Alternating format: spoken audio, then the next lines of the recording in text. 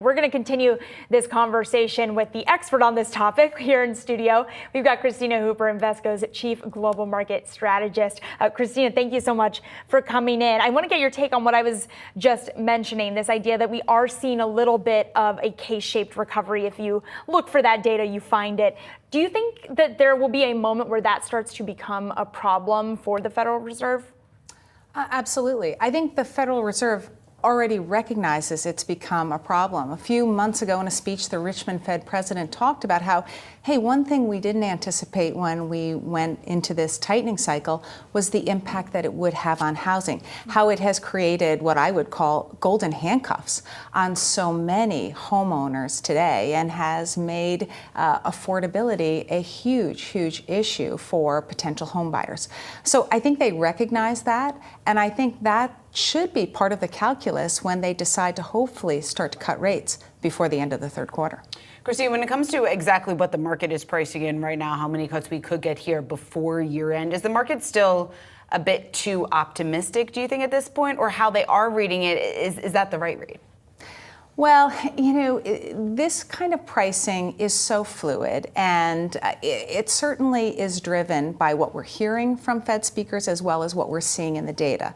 And I think it's very appropriate at this point, given what we've seen in the data, that we should anticipate 2 rate cuts this year.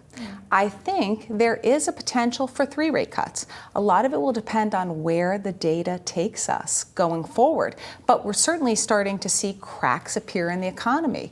We're seeing sort of a K-shaped economy, and that is coming through in a lot of the earnings reports we're hearing, where there are some consumers that are under pressure, the lower income consumers, and higher income consumers, it's very much spending as usual for most of them.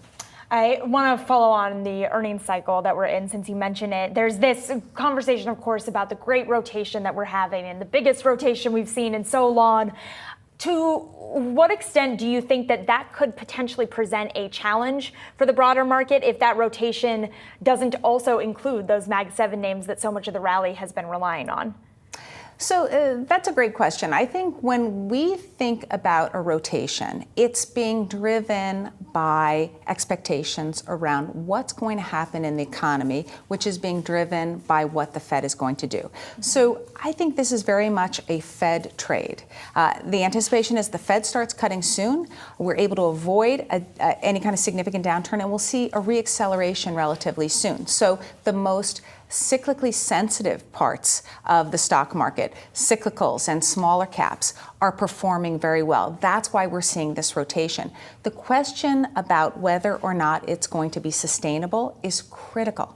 And that really has to do with whether or not the Fed has created so much damage in the economy that it won't see that economic reacceleration later this year.